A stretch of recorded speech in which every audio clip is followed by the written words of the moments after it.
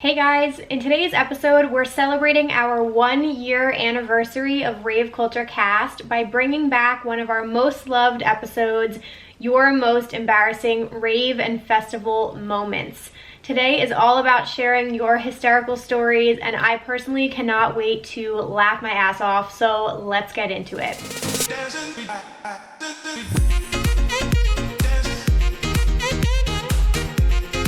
Hello, welcome back to Rave Culture Cast, your weekly guide to the EDM community, music festivals, and more. My name is Emma Kapotes. I'm the host of this podcast. Thank you all so much for being here. Happy 1-year anniversary, you guys. I'm so excited. I hope I didn't just blow out anybody's eardrums just then. But no, I can't believe it's been a year. What the hell, you guys? I have been looking forward to filming this episode for a very long time. We are doing a part 2 of one of my favorite episodes, and I just wanted good vibes all around. I wanted something that was gonna make us laugh and put us all in a good mood so we can just celebrate a year of this podcast, right? And you guys sent in so many submissions, so I can't wait to get into today's topic. But before we do that, thank you guys so much for being here. If you guys don't mind, I would love it if you could rate and review on iTunes, do all the things, subscribe over on my YouTube channel, Emma Kapotes. You guys can give us a follow on whatever streaming platform you love, Spotify, iTunes, like wherever you guys want to do it. The Anchor app is great as well. And make this your story today. Happy 1 year, guys. Let's celebrate it right. Tag at Rave Culture Cast and at Emma Kapotes on your Instagram stories, tweets, wherever you want to share a link. And tell a friend. Tell a friend today. Bring someone onto this podcast. You know, you want to be that person when like a friend comes to you and they're like, you know, I have a lot of time on my hands right now. I need something new. I need something new to stream, to listen to watch. You can be like, hey, Emma has this podcast, Rave Culture Cast. If you're into music festivals in the EDM community, you should really check it out. Let's do things like that. Let's spread more positivity and good vibes and get some more people in our family here. We are coming into the 2nd year, guys. This is the 52nd episode. So excited to be here. Excited to have all of you. All right, so let's get into everything that we've got going on today. Let's do our listener of the week. I've got a couple submissions here. You guys can always send in nominations. Email me at raveculturecast@gmail.com. Nominate someone, a friend, a family member, a Rave fam member, loved one, whatever you guys want to do. Okay, so let's do this first one. Oop, I did that one already last week. Never mind. Next one. Okay, this one's from Daniel. It says, hey Emma, hope all is well with you and Brian. Thank you. That is so nice of you to say that. We're both doing great. I hope you guys haven't been getting on each other's nerves too much while in this quarantine. No, we've been hanging in there, you guys. We have been all right. Both of us have been very busy. We've been working a lot. So yeah, so we've been hanging in there. I hope you guys are hanging in there as well and staying healthy. So he says, this will be my first time doing nominations, but I felt like it was a good time to do so. Always a good time to submit, you guys.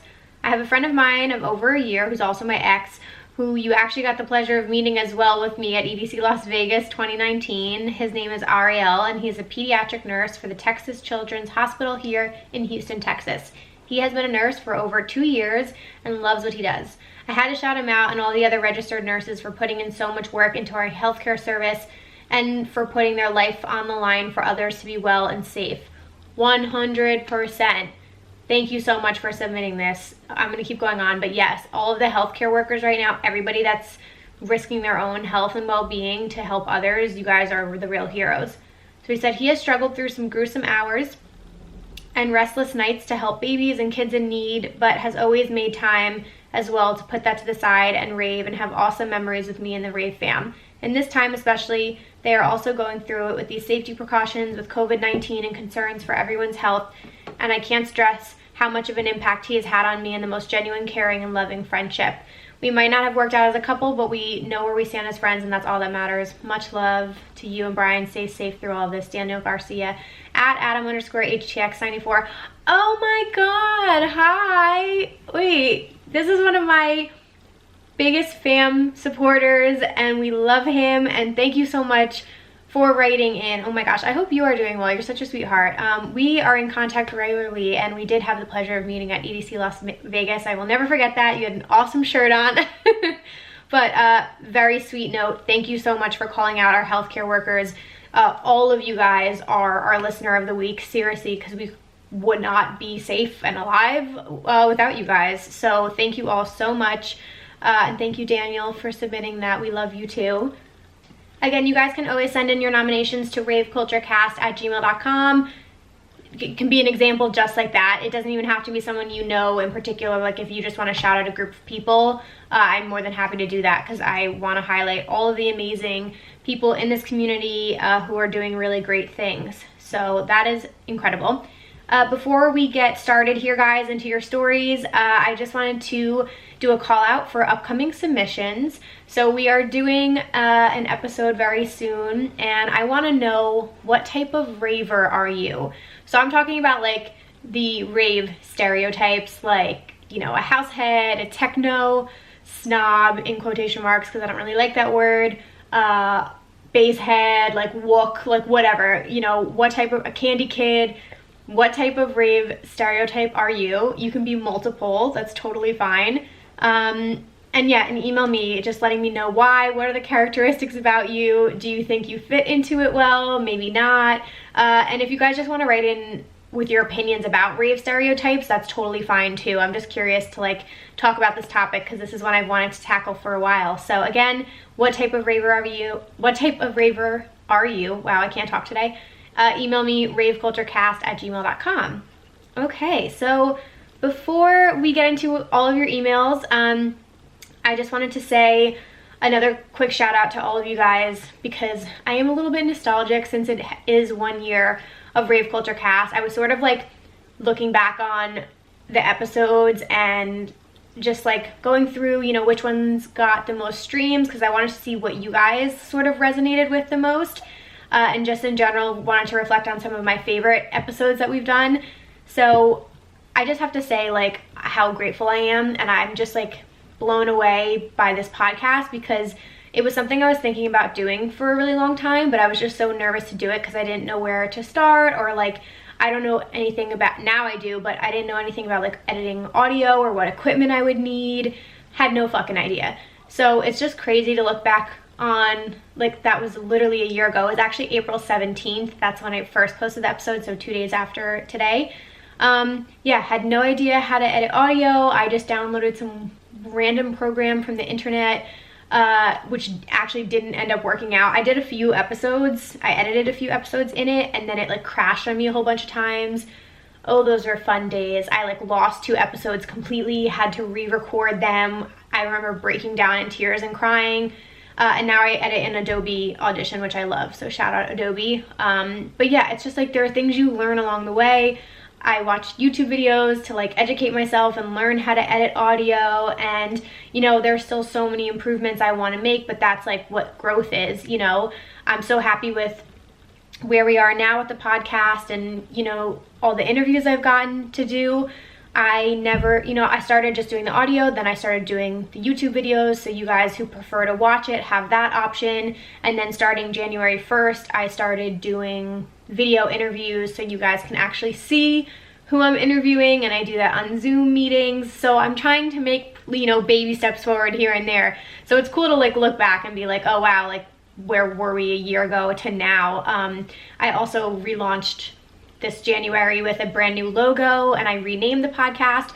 It still technically could be either one, Rave Culture Podcast or Rave Culture Cast, but I always had the social handles Rave Culture Cast, and it just like rolls off the tongue better. So I relaunched the podcast in January with that name. I love the logo so much. I'm trying to work on some things behind the scenes, you guys. So merch is something I definitely want to get into at some point. I feel like right now with, you know, people out of the job and things like that, it's just not the right time to launch merch. But again, you know, some of you guys have reached out to me with things you want to see, so at some point I will have the logo on merch and pins and stickers and all kinds of fun stuff. So that will definitely be coming maybe by the end of the year. I'm going to try and work on it for you if you guys are interested.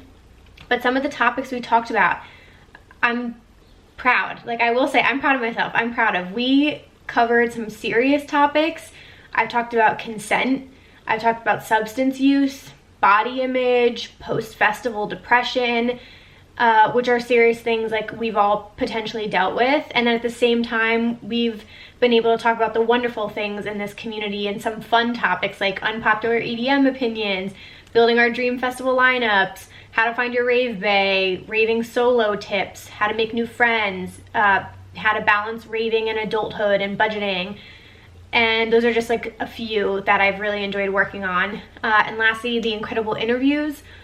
Never in my life, let me tell you, did I think I would interview people, guys? Like, I mean, like, I'm okay on the phone and stuff, but I get so fucking nervous before I do the interview still to this day. And it's just really cool to see the growth there as well. Like, I can't even tell you, I've said this before, when I get off of a call with someone, how like excited I feel and motivated. Like, it's just been the most rewarding experience talking to other ravers and like influential people in this community, and just getting to know more people on like a more personal level, and then introducing them to you guys as well so you can discover new people. The most rewarding thing out of all of this, besides building a relationship with you guys and having you here to listen, like, none of this would be possible if you guys did not listen to it. So again, thank you for doing that and listening to me ramble every fucking week. You know, I also got to interview 2 artists this past year. My friends Swan and Gesture just came on, which was so fucking incredible. I never thought that would happen. And looking forward for the rest of this year, I have so much planned. And again, like, I want to keep improving as a content creator, and it's giving me so much joy, especially right now with everything going on in the world, to like have something to work on and look forward to and still talk about the topics that we all love, even though festivals might not be happening right now. You know, thank you guys for sticking with me. But I would love to interview more artists, have more personalities on here, have you guys contribute to more episodes like what today is going to be.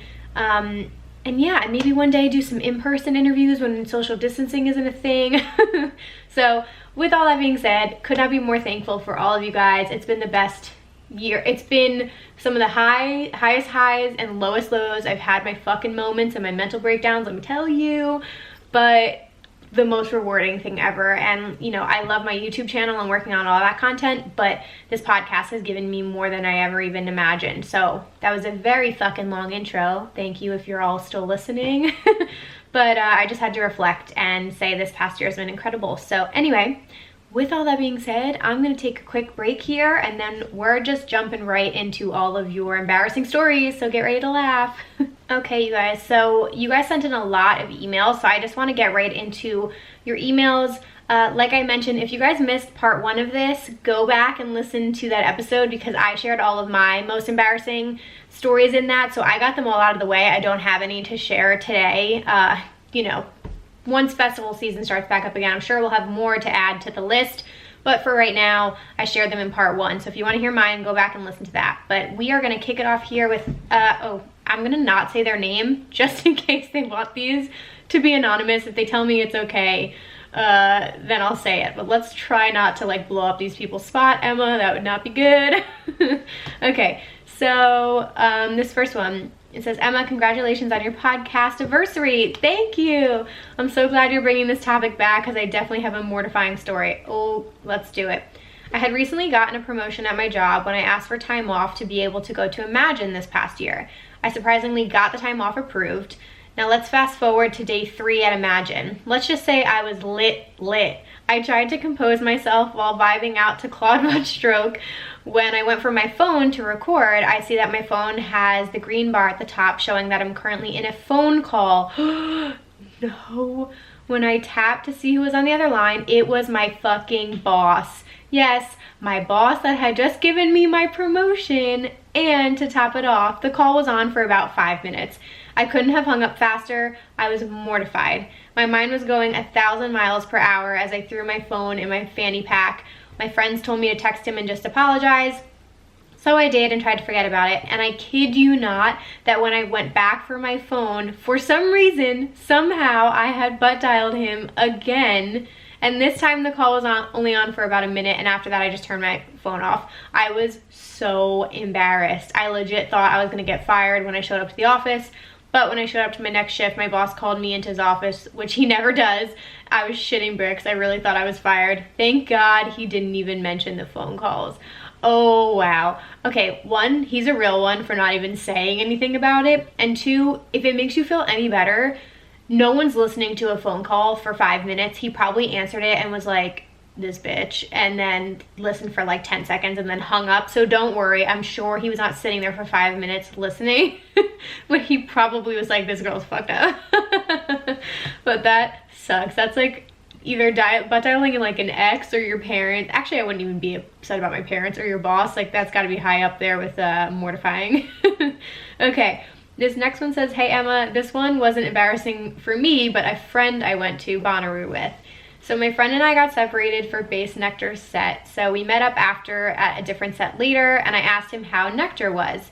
He said he had on these tiny banana booty shorts and said he was dancing, dropped it low, and felt the grass on his legs, but ignored it. Then he said, well, maybe I ripped my shorts. How bad is it?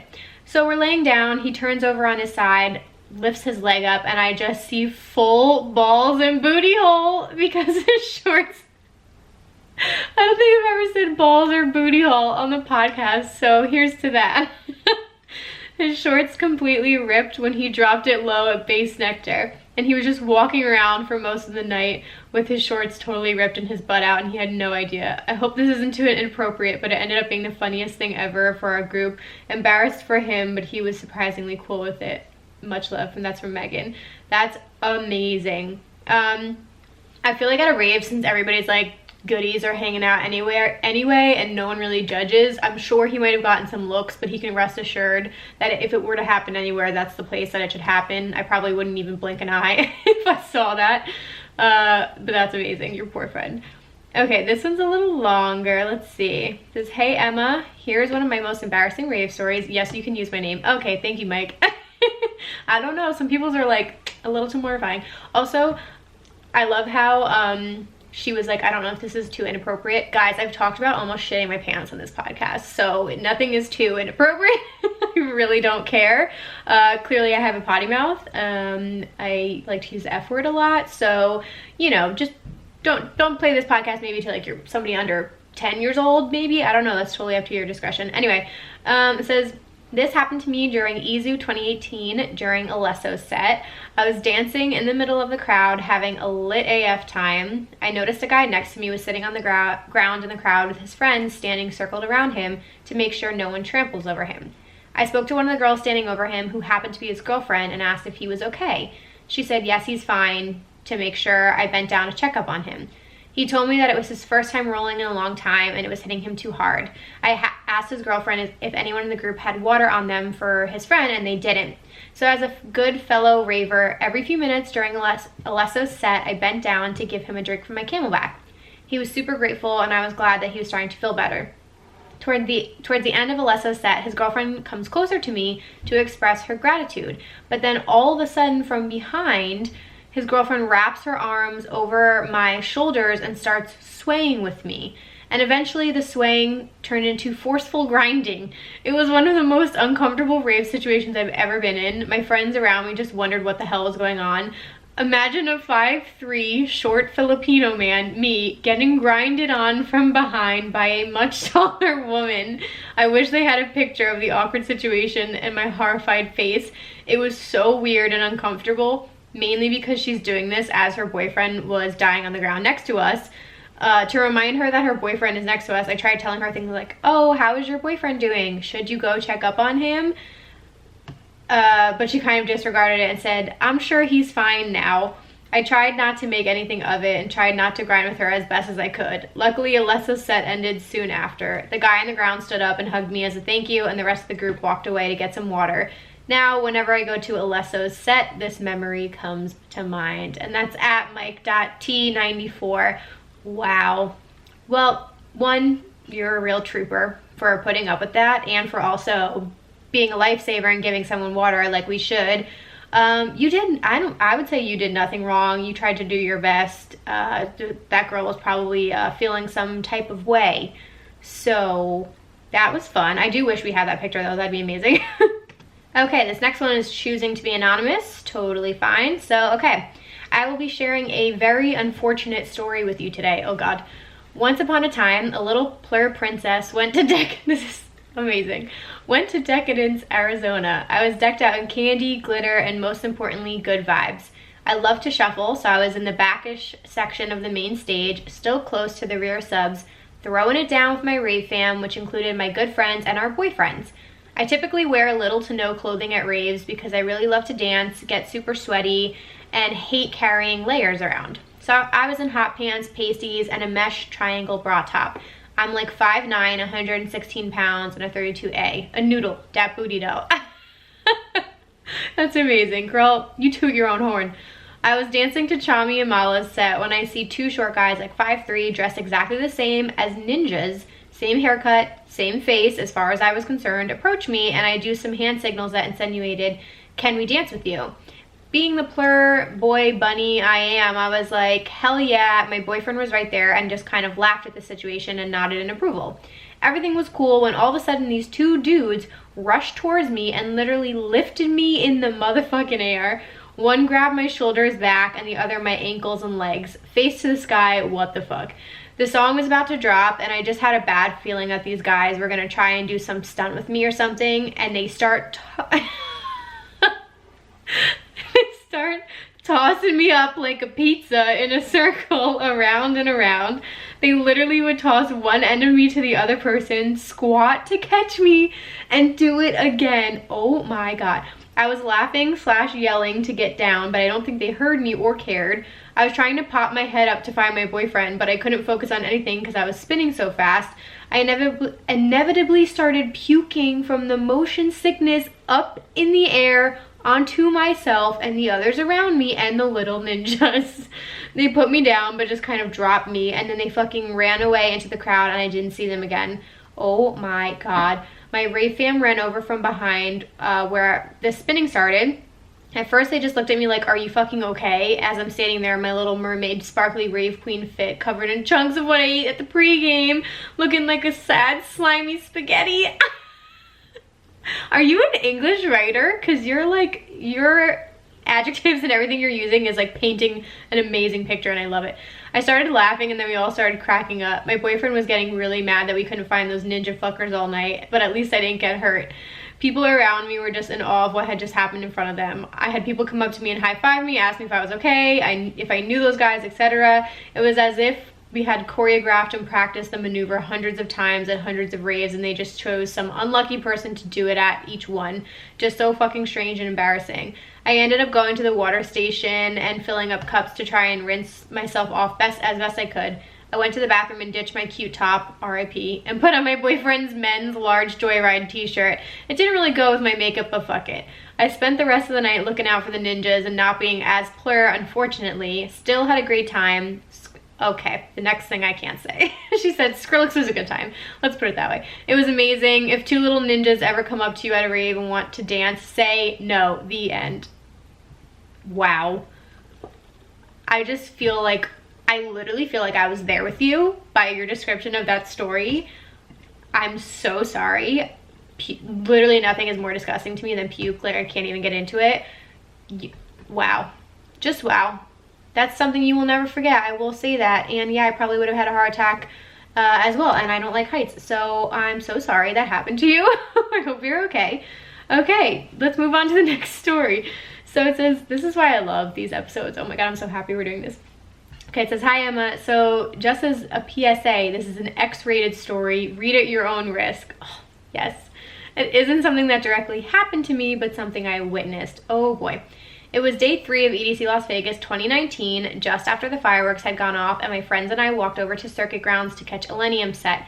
It was packed. Yes, it was. Like all of Circuit Grounds filled out, and we were way in the back, but still with barely any room to move. And it was cold AF, so we were all huddling together like penguins. Millennium comes out and he's mixing his feelsy stuff with some heavy dubstep. Then Gold Stupid Love comes on and everyone's just vibing, headbanging, and I look to my left and there's some weird movement going on. I take off my sunglasses to get a better look, and lo and behold, there are two girls going at it, like fully. One girl is kneeling on the ground and straight up doing things with the other girl. And she's going to the beat. Oh my God. Okay, so these two girls are basically having sex in the crowd, which is gross. This was happening in the middle of the most packed crowd. I kind of felt like I was invading their moment, but I also kind of couldn't look away because I was so shocked. The people around me were also like, what the fuck? And someone started cheering them on. The song ended and then they and everyone else just went back to vibing with their crew. Now I know I wasn't the most sober at this time, but there was absolutely no way I could have imagined that shit. Millennials are wild. Anyone else witness a live sex act during a set? Wow. And she said, thanks, Emma, for spreading the love and positivity always. Your channel and this podcast are truly a source of joy and normality during this time when I'm stuck at home instead of raving. Aw, thank you for saying that. That's crazy. I personally have never seen anything like that. Yeah, I've never seen that in particular, but I have heard of other people saying they've definitely seen sexual acts or people just being naked and things. I've seen people peeing in the crowd. I mean, I'm not gonna get all preachy. I have my personal feelings about it. I do not think it's the time or place in a public setting like that to do that, because I just like feel like even if you want to do your thing, go find a dark area maybe, or don't do it at a live event, or maybe do it at your campsite. You know what I mean? Get your thing on in privacy. Just a little uncomfortable when everyone has to watch it. And also, I just don't trust people because no one gives a fuck, and if they don't know you, they're gonna record you and that will go on the internet and potentially embarrass you or whatever. So I'm just like not a fan of that sort of kind of PDA, but that is fucking crazy. I can't even imagine. Millennium set was so packed. Like we were packed in like sardines. It was crazy. Okay, this next one's anonymous. It says, hey Emma, I'm so excited you brought back this episode theme. It was so much fun to listen to last time and I can't wait to hear people's submissions. So let's set the scene. I went without a group to day 2 of EDC Las Vegas last year and tried to keep it PG, we'll just say your girl had partaken in some favors for the first time ever. Not my brightest idea. At first, the rainbow lights and pounding bass had been a little overwhelming, to be honest, and I didn't feel great. But after a few moments of sitting down with some newfound friends in the grass, everything really started to light up. I couldn't get enough of the flashing lights and my friends' gloves or the hearts I was seeing through those crazy glasses someone gave me. Everything I looked at made me say, whoa, which had everyone around me hysterically laughing at my childlike wonder. I kept asking why, and they kept changing the lights around me and telling the glover that he must be magic. As if my totally weird curiosity of the world wasn't embarrassing enough around total strangers, I turned to the girl sitting next to me, a total stranger that I had just met on the bus the day before and totally been crushing on, and asked her through giggles, why do I just want to kiss like everyone? She laughed at me and then told me if I could kiss her, I would kiss her if I wanted to. I was absolutely awestruck, and needless to say, we spent the entire rest of the festival attached at the hip.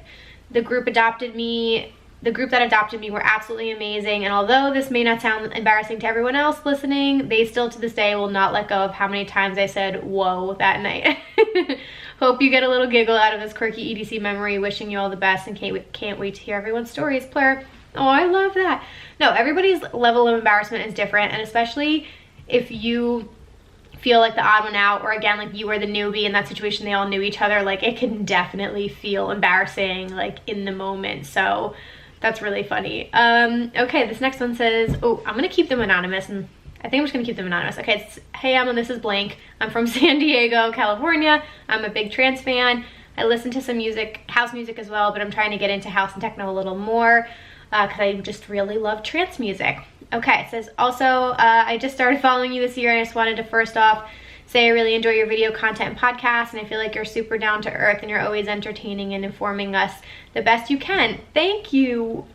Guys, I promise I'm not paying these people. He said, I was planning on going to New York this year with my brother and his wife for Izu. I had watched your videos with tips and advice on what to do in New York during the festival, but with all of the pandemic and virus stuff going on, it just seems like it won't happen this year. But anyways, on to my story. Yeah, I mean, fingers crossed. I am like I won't get into it. I'm praying Izu happens because obviously New York is not a good situation. I feel like it's a 50-50 chance, but let's hope that Izu will still be on. So on to his story.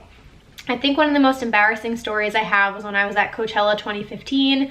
I'm at Coachella for the first time this year, camping with my two brothers, my oldest brother's wife and a friend of my oldest brother. I can't remember what day it was on, but we wake up and start off the day with some drinks and just getting prepared to go inside to the venue. Once we go inside, we're going from stage to stage, checking out the different artists and having an amazing time. We end up going to the beer garden and having some more drinks after. So we're all feeling pretty good and drunk at this time. We're all just being goofy and having fun. There was a moment where we were heading to a stage and I think there was like a trash can I decided to jump over just because. So I end up jumping over it and eating it. I'm on the floor laughing, and as soon as I get up, I'm looking at my right leg and notice that my shorts ripped all the way from the bottom middle hem to the bottom of the right inner corner of my thigh. My boxers and right leg are all exposed, so we're still feeling good and laughing about it, but I can't stay inside the venue like this. So I tell my brother to go back with me to the campsite. Thank God we were camping, and I'm able to change into some other shorts or pants as soon as we get there. But I was very lucky we were camping and I was easily to just go in and out after.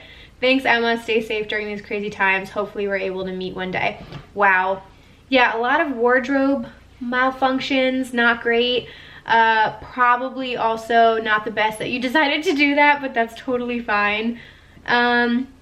Okay, here's another one. Ooh, this is a cringe rave story. This is a little on the longer side. It says, hey, hope this isn't too late for submitting. So my best friend lives in California and I live in Ohio, and she has been raving for a couple of years and has met a rave fam from the Bay that she's become friends with. I've always wanted to go to a rave with her and her fam, and we're going to EDC Las Vegas this year, and this was in 2019, so I thought that would be the perfect place to start. I knew her and her friends would be taking drugs, and I wanted to as well. I wasn't pressured. I'm always down to try something once. Disclaimer, always test your stuff. I flew out to her into California for a couple weeks prior to EDC. We did a test on myself with Molly, but I didn't fully peak because I took a small amount. I knew my body would be okay with it at EDC, and I was excited for the festival. Fast forward to the festival. It was my first time meeting everyone besides my friend, obviously. I thought one guy in the group was cute, but wasn't interested in doing anything with him. I just wanted to make amazing memories with my friends and the group. Fast forward, and I'm rolling super hard, not freaking out or anything, just very vibey, dancing hard, having a good time. So I start getting thirsty for this guy that I thought was cute from earlier, but he had left the group with another guy for a different set. And so I was going around to everyone remaining in the group asking where he is. I want him, asking how. Oh, okay, I'm gonna leave that out. This is an X-rated story. Let's keep in mind his sister was in this group, and she was among the people I was asking these uncomfortable questions to. I know I'm cringing while typing this still. We never ended up seeing him the rest of the night. I wake up on day 2 and was having war flashbacks of what happened the day before. It's important to mention that I've never been in a relationship, and although I've had sex before, it's not something I care about or want to do most times. So day 1 was very out of character for me, but I understand it was a result of the drugs I took. My friends had warned me about this, but I shrugged it off. Day 2 came around and all the girls wanted to go see Rez, but I wanted to see ASAP, and of course that's what the boys and the guy wanted to see. That night was amazing, but nothing came out of it because my friend and I didn't camp like the rest of them. On the last day, we were never able to meet up at the festival because that's when my phone decided it didn't want to work anymore, and even though the other nights it worked perfectly without issues. When I got home, the embarrassment started hitting me, so I sent a text to him and his sister apologizing if I made them uncomfortable at all during the weekend, but they were completely nice and understanding, and that's what happens when you roll. And it was my first time, so they were all very nice about it and didn't think it was that weird. Fast forward to now, I'm going to California again, going to Audio and Countdown with my friends, and ended up seeing the group at the Red Show this weekend, and they said that they're going to Audio and Countdown as well, which I didn't know when I was buying the tickets. So hopefully this time around I can show them that I'm not crazy. Thank you again for reading this. Love your podcast and your videos. You and Tara O'Neill are my favorite EDM YouTubers. Have a great day. That's awesome. Okay, yeah, disclaimer guys, she said it in here, obviously not glamorizing or saying to do any types of substances. I preach about, you know, being safe, obviously, and testing yourself with all of that. So that's crazy. I feel for you. I feel like everybody kind of puts themselves in a situation where there can be some mortifying things happening when you take substances like that, because you just say things that you're thinking and they just flow out of you.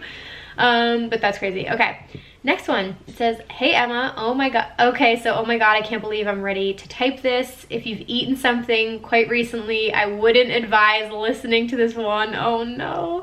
So Emma, don't know if you remember, but last year I took a trip home to my birth country in England. After I'd booked the trip, I realized that Creamfields was happening the first weekend I was going to be there. How the heck was I going to pass this up? Anyways, fast forward to last August, I'm at Creamfields. Woot woot. Not many people might know this, but it's a camping festival.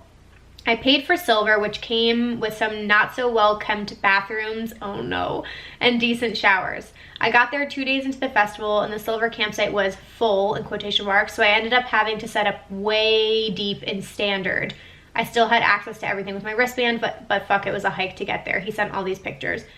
So while I was inside the festival arena, not the campsite, I discovered some premium bathrooms that I happily paid pounds, not dollars, for. Super clean, not stinky, proper sinks and soap. It was a trailer kind of thing. I think it was this Saturday night, I was back at my tent and all of a sudden, fuck, I had to go number 2. Remember, I said I had to set up my tent deep inside the standard camping area. All they had were porta potties. Pause. I don't go to the bathroom in porta potties, but there was no way I was going to be making the hike to the arena. So what do? I have to do what every normal person does. Yeah. So, oh no, I grabbed one of the empty shopping bags I had with me, went to the far corner of my tent and pooped. I'm fucking shook. Oh my god. People are gonna throw up listening to this episode. I'm so sorry. I tried to warn you guys. Oh my god, I pooped in a shopping bag inside my tent. Oh my god, this is amazing. And he says, and don't worry, I had plenty of wipes and sanitizer. And then I remembered my camping neighbors had a little plastic shovel they used to make a slight trench around their tent, so I buried my poop. Oh my god, that is amazing. That is amazing. Oh, they had a correction. It was bronze camping they paid for, not silver. Well, I don't think that's the detail that people are harping on in your story, okay? Also, you know, you did what you did. I would argue that the porta potties is a better option than that, but you know what? You gotta do what you gotta do. Okay, we really went there with this episode. I'm like sitting here in my head like, do I have to cut half this out? But you know what? Fuck it, we're not cutting any of this out. We're including all of these stories. Okay, moving on. So last day of Electric Forest 2017, I was ready to end my weekend hard. I had partaken in other activities the 3 previous days and was lacking much sleep. In an effort to go out with a bang, I managed to get blackout drunk at a very early hour. Not advising that to anyone else, but okay. I went to go watch Weave In at the Forest stage, which is now the Honeycomb. My friends wanted to see someone else, so they let me fend for myself. I was right up in the front making friends with the people around me when suddenly I had to pee. Not wanting to miss any of the show or lose my great spot, I decided it would be smart to pee in the empty beer cup I had been holding on to. I was wearing harem pants, so I figured it would be as simple as putting the cup on my pants and then just dumping it out. What I didn't foresee was the amount of pee that I had been holding in. Oh my god. As I slickly attempted what I thought was a brilliant plan, the cup begins to fill and eventually overflows. Oh my god. All over me as I'm surrounded by strangers. Needless to say, I was mortified. I dumped out what was in the cup, threw the cup away, got my trusty baby wipes and cleaned off my legs, and then sanitized as well. Thankfully, the new friends I had made around me were very positive and reassuring. They knew I was 3 sheets to the wind and brush it off as a hey, it's Forest. Wow. Okay. Okay, we're just gonna move on. It says, hey Emma, my name is Cami at curly.cami. And here's my embarrassing story. EDC Las Vegas 2019 was my first EDC, and I had no idea about the policy where you cannot leave the festival and go back in. My friends and I had gotten different shuttles, so every night we had to find each other at the shuttle drop-off. The first night, my shuttle made it before hers and went in to wait for her inside. As soon as I saw her, I got so excited that I ran out to greet her and basically ran around a blockade exiting the festival. When I tried to get back in, of course, my wristband didn't work and I was freaking out. I waited for like another hour in the line for them to tell me I couldn't go back in. I was about to give up until one of the angels from ground control saw me crying and asked me what was wrong. I told her my story and she understood and made an exception for me and let me back in. I'm forever grateful to her, even though it was freezing. It was one of the best nights of my life. Forever grateful for ground control. Thanks, Emma. Love your content so much and how you connect with the EDM community. Hoping to cross paths with you one day, Cami. Oh my God, girl. How did you get so excited? You ran past the barricade? That is fucking bananas. Oh my God. Well, I'm glad ground control saved your life. That is what they are there for. This next one, hey Emma, my name is blank. Okay, this person said, my name is blank. I would love to be kept anonymous, please. Then why are you putting your name in there? I'm gonna read it, I'm just kidding. I'm 16 years old, oh my God. I'm from San Francisco, such a big fan of yours and just wanted to say you're such an inspiration to the teen festival goers and ravers. Oh my God, bless up, thank you. Can't wait to meet you at a festival when I'm older, cough, cough, EDC 21, yay.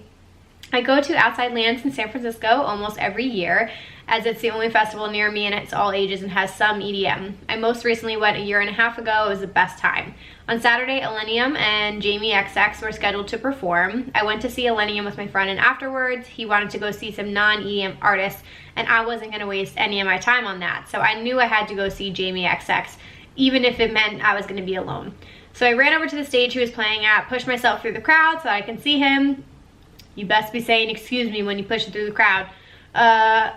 And then his set was incredible, melodic techno, awesome energy, great visuals, etc. I was having a great time even though I was alone and the only teenager in a sea of adults. Out of nowhere, I heard an around 35-year-old lady scream from behind me, "Are you bowling?" I thought she was very fucked up, but I responded saying, "What?"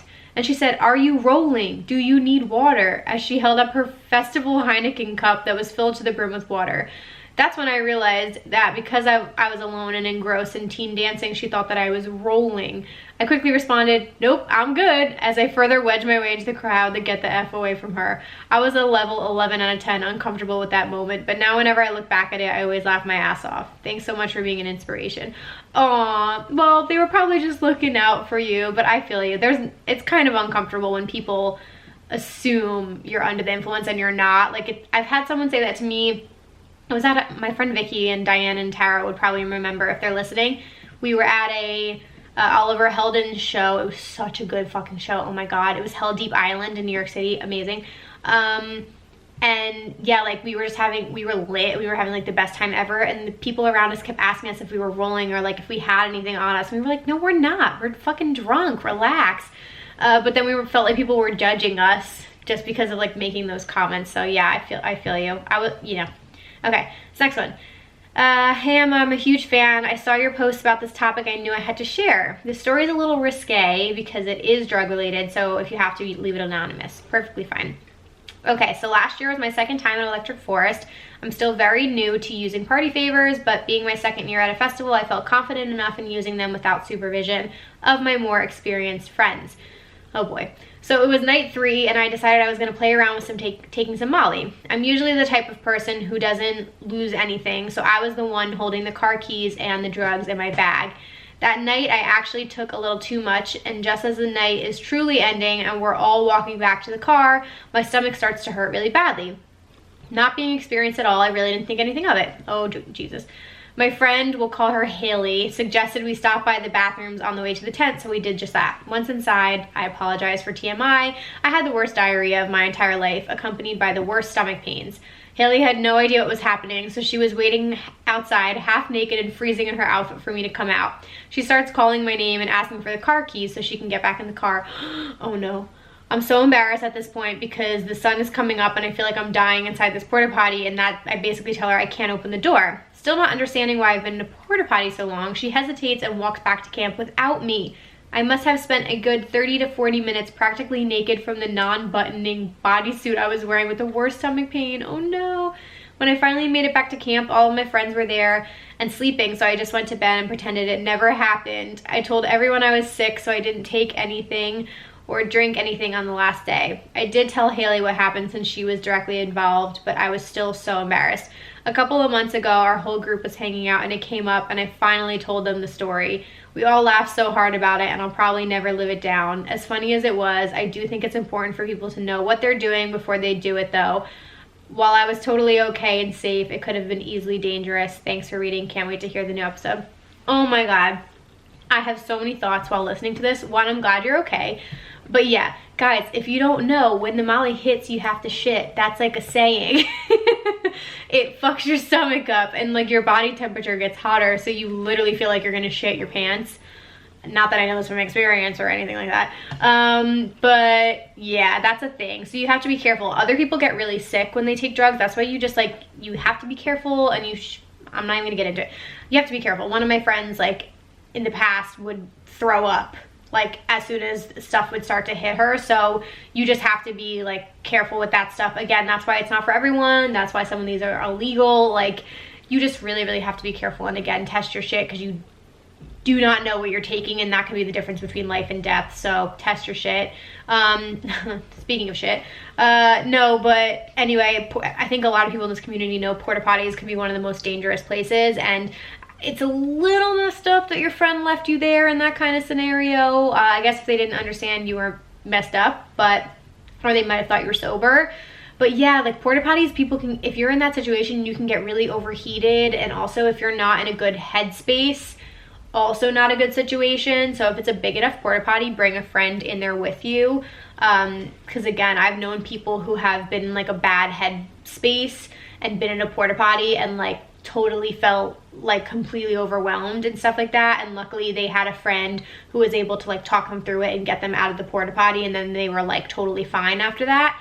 But yeah, you just have to be very careful in that kind of scenario, and having friends to like watch out for each other is huge as well. So anyway, on another note, okay, this next email, I have two stories. I'm not sure if they're funny or not, but I'll always think of them and be traumatized. I was at Bonnaroo 2019, and obviously I had some party favors, and I heard this girl talking, and she had a very thick Southern accent, and I overheard it. I couldn't stop listening to her talk. I literally just followed her around for 20 to 30 feet, and then I went up to her to talk to her. Once I did, I kind of started to mimic her accent on accident. Oh my God. And told her I admired her accent, and she was looking at me like I was fucking crazy. Wow. No, that's amazing. Yeah, that's amazing. I can't even imagine. That's something I would do. I would start talking in like a fucking British accent or something like that. Okay, there's another one is at both Griffin sets I've been to, one in Louisville and one at Lala. At both of his sets, my boyfriend will always scream and yell Winnebago at the top of his lungs, but for some reason, every time he's done that, another guy besides us, just as fucked up as he was, will respond back, same man, or has yelled it back. It's so weird and embarrassing as people turn around and stare, but the fact that sometimes someone says it back to him and they're doing the same thing makes it worth it. Love you, Emma. Oh, I love that. I think those stories are really funny, especially the first one. The accent like kills me. Okay, guys, we only have 4 more emails, so we're almost through. I hope you guys are enjoying this episode as much as I am. I'm gonna keep bringing this one back. Okay, so this says, okay, so my embarrassing story took place a year ago at Creamfields 2019. It was Saturday and Calvin Harris was headlining, and I had taken my first tab of acid to start the day off. Okay, let's get into it. After about an hour, my girlfriend was feeling it, but I wasn't, so I took another. Don't do that. Then during Duke Dumont, a couple hours before Calvin Harris came on, I started feeling things I'd never felt before. Yeah, no shit. A heightened sense of ecstasy. Everything was so amazing. Gum felt like a mint explosion throughout my whole body. A sip of wine from a stranger felt like the greatest gift I'd ever received. That almost brought me to tears. Everything was going great until something seemed off with my girlfriend. I could tell she didn't seem okay, so I tried to get her out of the crowd. All I could remember was hearing that she didn't want to miss Calvin Harris, who I knew was on soon, so I stayed there even though something felt off. The acid trip got so intense that I couldn't see much of anything around me. After what felt like an eternity later, I finally came through the other side. It turns out that the reason why my girlfriend seemed off was because I was completely out of it, and Calvin Harris was actually on the entire time. I was tripping so hard I missed the entire set, even though I was physically right there. So that's my embarrassing story. Missing one of my favorite DJs, even though I was there. The trip was so intense, I'll never forget it. Plur. Wow. That's what I'm saying. I mean, that's crazy. Good for your girlfriend for like watching you and everything throughout that. But this is why I just warn against taking things, guys. I'm gonna sound like such a rave mom in this, but it's just so tricky because you don't know how you're gonna react, and like you pay all this money to like have this incredible experience and be present, and then it's happened to the best of us. Like then sometimes you get too fucked up, you don't even make it inside, you miss your favorite artist, and it's like, is that worth it at the end of the day? I don't know, I'm just putting that argument out there. Okay, this next one. Hey Emma, I do want to be kept anonymous. Okay, no problem. I went to Escape Psycho Circus in 2018, which is hosted at the Nas Center in San Bernardino. It gets very packed, so I usually park at the San Manuel Stadium and just walk to the main entrance. I had already started pre-gaming, so I was feeling pretty good, and had my entire rave fam. There was almost always a group of very Christian people that we run into holding signs and using a megaphone, making everyone feel very uncomfortable. Oh, I've seen those people. I was feeling confident, so I decided to tell them that I'm also a Christian. I love Jesus and we're all just here to have a good time. Using the megaphone, they told me, okay, then stop dressing like that, you're gonna go to hell. I was so embarrassed and everyone looked at me. I just kept smiling and pretended that it didn't bother me. To this day, I still cringe when I see them. I'm still a faithful Christian and I still dress however I want to. Love you, Emma. Hope to get to meet you soon. Oh my God, I love that message. Good for you for standing up for yourself and other ravers. Most people have nothing fucking better to do with their time. Let me tell you, it's crazy. They did that, the protesters were outside EDC Las Vegas. I want to say it was probably 2017, maybe 2016. But yeah, it's like so dumb. Okay, two more here. This one says, hey Emma, after hearing the first round of embarrassing rave stories, I thought of mine that happened at the first festival I ever went to, which was Ultra Miami 2019. This happened during a Millennium set. P.S. One of my favorite artists. When I started making conversation with some guys standing near me. I spotted a super attractive man wearing a pink tank top who was friends with the guys I was talking to. I was thinking of an icebreaker when all of a sudden Millennium started playing some Seven Lions music. I had made a candy that said "Rush Over Me" on it, and I thought to myself, what the fuck, just go over to him. We started talking and vibing pretty well, and I asked him if he wanted to trade candy. He said yes, and I gave him the one that said "Rush Over Me" as the song was playing. He read it and said, oh my God, no way, perfect timing. I then proceeded to tell him that I thought he was very attractive. He smirked a little bit and just said thank you. I thought it was super strange he didn't compliment me back. The vibe immediately got a little awkward. Oh God, and then I slowly made my way back to the guy I was talking to first. I went up to him and asked the question, is your friend in the pink tank top gay? He looked at me and laughed and said, no, he's married to a girl, but he gets that all the time. Oh my God, I thought to myself, are you fucking kidding me? This seemed like such a magical moment. I spotted a potential rave bae. Everyone was getting in all the feels at Millennium, and I had the perfect candy made for him, and it turns out he doesn't play for the same team. So embarrassing, but so hilarious. Oh well, on to the next. Oh my God. No, you know what? You put yourself out there and you were feeling the vibe, so fuck it. I'm sure he appreciated the compliment. And you know what? If he's out here rocking a tank top looking like Snack, you can't help it, right? That's what I'm saying. So don't feel too bad. And exactly the right attitude. On to the next one. Okay, we have one more here, you guys. It says, hey Emma, it was last summer at a festival in my city called Il Sonic. It was for my bachelorette party, so we went all out. We had a booth in the VIP and bought bottles all day. Towards the end of the night, during Seven Lions set, I decided to split up from my group to go to the bathroom. I was going down the stairs and I fell down the entire flight of metal stairs. Oh no! I hurt my hand a little, but thought nothing of it. A couple had helped me up and said I felt like a noodle. I kept raving and having a great time until the next morning I went to the doctor's because I had to cut the ring on my finger off to find out I broke my ring finger. My friends like to remind me of this story every time I go to a show or if I'm drinking #fail. Oh my God, you poor thing. Yeah, you were feeling the like drinking immunity where you don't feel an injury to your body. That is fucking bananas. I hope you're okay. Oh my gosh, you guys, we got through all of the emails. I loved this. This just put me in the best mood. We really went there, so I hope some of you guys don't mind the X-rated moments, but you know, we got to keep it real here and nothing is off the table. So I love that so much. I would love to do a part 3 of this in a couple of months, so if any of you guys are listening and you have stories in mind, you can write them to me now, raveculturecast@gmail.com. Just title it My Most Embarrassing Rave Story. You can keep it anonymous if you want, but we got to do around 3 of this because this shit is the best. I'm going to take a quick break and we're going to get into EDM news and my songs of the week to end off the episode.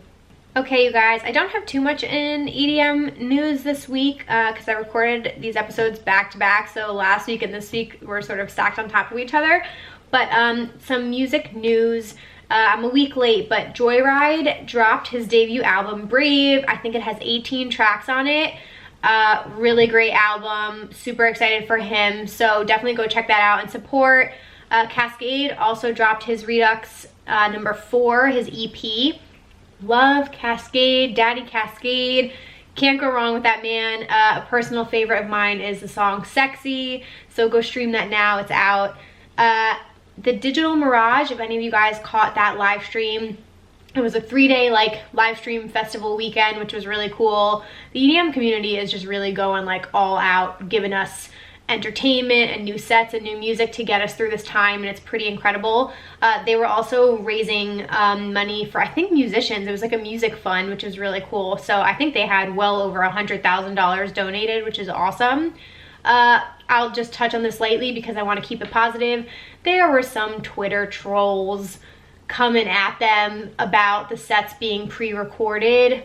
Guys, are you kidding me? I know it's not any of you guys because you guys are the good ones, but to complain about sets being recorded beforehand for a free charity-based live stream that a company put together is like beyond me. Can't relate. We don't know her. I would literally never imagine complaining about that. Basically, they had all these incredible artists booked, so they let all of them record their hour set beforehand in their home, in whatever setting they wanted it to be. I thought it was really cool seeing these artists in their homes. So of course it was recorded. There's so many issues that can happen if things are live. The quality won't be as high, so fuck that shit. It's not a real set at a festival. So anyway, people, we ain't got time for negativity in this life. So we're moving on. Lastly, Live Nation pledges $10 million to live music crews. I loved the story, so I wanted to share it. It was on youredm.com. So it said, one of the main workforces hurt by the COVID-19 pandemic and ensuing cancellations of shows around the world are the live music crews who work on setting up stages, controlling lighting, maintaining sound, and more. Without any shows or live events at all to speak of, tens of thousands of workers, generally independent contractors, are without pay. Live Nation, arguably the largest event promoter in the world, has launched Crew Nation, powered by Music Forward Foundation, a charitable organization to help them all stay on their feet. So they said, crew members are the backbone of the live music industry, and we hope you'll join us in supporting them through this temporary intermission until we can once again unite millions around the world throughout the power of live music. Crew Nation is powered by Music Forward Foundation, a charitable 501c3 organization that will be administering the fund. Live Nation has committed $10 million to Crew Nation, contributing an initial $5 million to the fund, and then matching the next $5 million given by artists, fans, and employees dollar for dollar, which is incredible. According to the fund's website, Justin Timberlake, Billie Eilish, Post Malone, Metallica, Lady Gaga, Kiss, Foo Fighters, Billy Joel, and more have already pledged their support. Absolutely love that. I'm a big fan of Live Nation. And just them as a company, and I think it's really incredible that all of these live streams, different companies, Brownies and Lemonade, Proximity, are taking the time to throw these events, these live streams, create these funds for people who are suffering and who have lost their jobs. So we stand. I really, really love that. Okay, lastly, guys, my songs of the week. What have I been jamming out to? What I've been loving? I have a couple here. So a couple different singles. One song that I have been fucking jamming to, shuffling to in my house, I've been trying to practice a little bit lately, is the song Say So by Doja Cat, but it is the Jax Jones Midnight Snack remix. So Say So by Doja Cat, Jax Jones Midnight Snack remix. Go bump that shit right now. It's a fucking awesome song to shuffle to. The drop, chef's kiss, perfection. I also have been loving Yolanda Be Cool, the song Switch. Bitch, oh my god, it is so like dancey, and you're gonna throw it back to it. I've been listening to it during my workouts and stuff like that. Again, good one to shuffle to. And I found that in Noizu's Heaters Only playlist on Spotify. I discovered so much incredible house music on that, so definitely go follow Noizu's Heaters Only playlist if you're a house fan. Mala's new song, OCB. Love that track as well. That was a good one. I'm a big Mala fan. Dylan Francis's new song, You Do You, is another fun one. We love Dylan, and his videos are always fun. So go listen to You Do You and stream that now. And lastly, I think I've mentioned this already, but I have been loving Calvin Harris's new releases, his Love Regenerator tracks.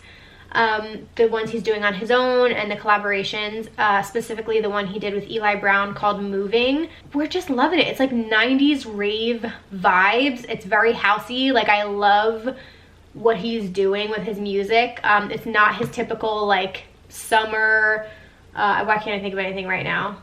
When I met you in the summer, I'm gonna get copyrighted.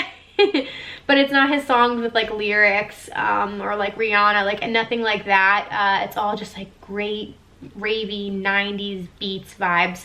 That's not a word, but anyway, love that. So go check out his Love Regenerator tracks, specifically Moving with Eli Brown. Great song. Okay, you guys, we made it to the end of the episode. Please send in your Listener of the Week nominations and your submissions for what type of raver are you. I'll be looking out for your emails on that. Thank you guys so much for listening. Please go and rate and review on iTunes today. Make it your story. Tag at Rave Culture and at Emma Kapotes. Subscribe over on my YouTube channel. Tell a friend today. All of the things.